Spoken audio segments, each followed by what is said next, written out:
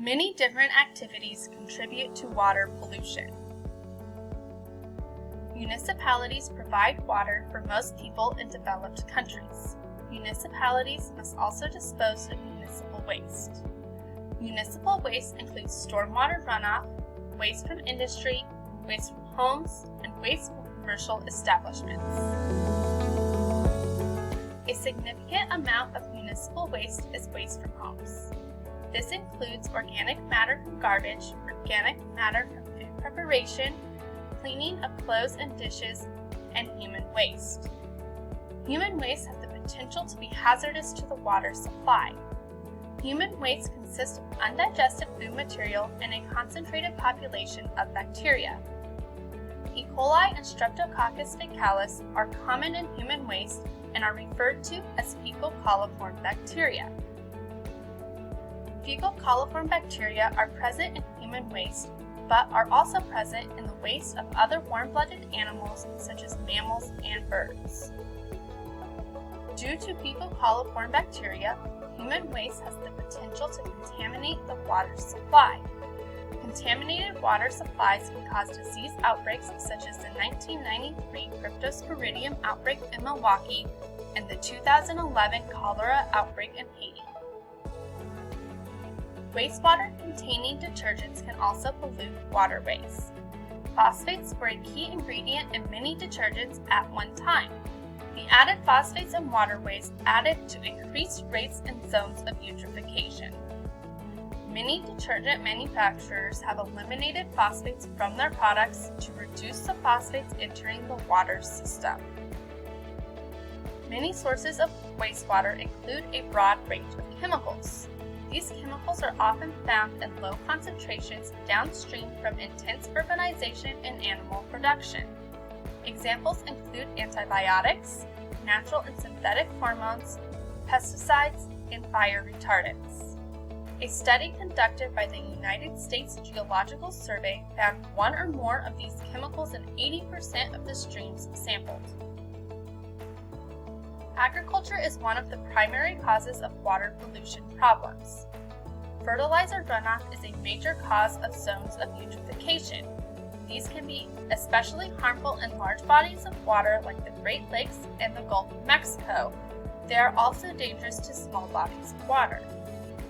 Sediment runoff also causes sediments to settle in waterways and causes millions of dollars in remediation costs annually. Agriculturists reduce water pollution in many ways. One way is to have a control buffer planted with vegetation that filters out excess fertilizer. Another method is to use drainage ditches to collect polluted wastewater and prevent it from reaching waterways. Many industries also use municipal sewer systems to dispose of their waste. Industrial waste can include organic materials, petroleum products, metals, acids, toxic materials, organisms, nutrients, and particulates. Industrial waste such as organic material and petroleum products add to the BOD of water.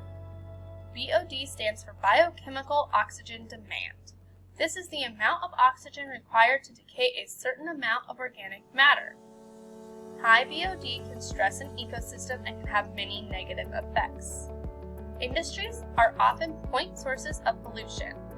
Often this makes it easy to identify the source and regulate the source to remediate and prevent future issues. Industrial water pollution also includes mining pollution. Mines use chemicals to separate metals from ore, and these chemicals and other toxic waste can be inadvertently released into streams and rivers and harm the environment. Water from abandoned mines tends to be very acidic and can pollute potable water sources. Thermal pollution is often an industrial impact.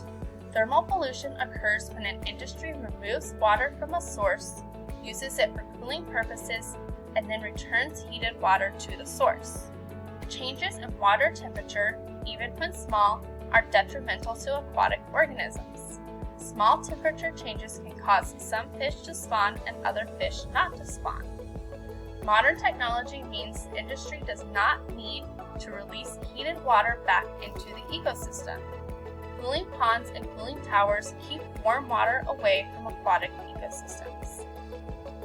Marine oil pollution can come from oil tankers and offshore wells. Accidents from oil tankers and offshore wells tend to be large and catastrophic. They often release large amounts of oil into marine ecosystems. An example of an accident is the Exxon Valdez in 1989. The Exxon Valdez catastrophe released 11 million gallons of oil and affected almost 1,000 miles of Alaskan coastline. Another accident is the BP oil well Deepwater Horizon in 2010. This disaster killed 11 workers and dumped 4 million barrels or 168 gallons of oil into the Gulf of Mexico over 87 days. Cleanup costs were estimated at over $13 billion, including fines. While accidents such as these make headlines and are significant to marine oil pollution, they are far from the only source of marine oil pollution.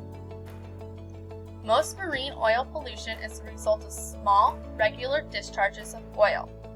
2/3 of human-caused oil pollution comes from runoff from streets, improper disposal of lubricating oil from machines or automobiles, and intentional discharges that occur during the loading and unloading of tankers. Groundwater pollution is dangerous because the pollutants seep into aquifers and can contaminate potable water sources. There are many sources of groundwater pollution. Agricultural products such as pesticides contribute to unsafe level of contaminants. Underground storage tanks were often not regulated and leak substances such as gasoline, which can filter through the soil.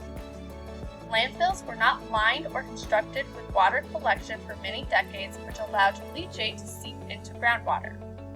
Septic tanks that are leaking or inadequately maintained septic systems allowed extra nitrates, bacteria, and toxic cleaning agents to get into the groundwater.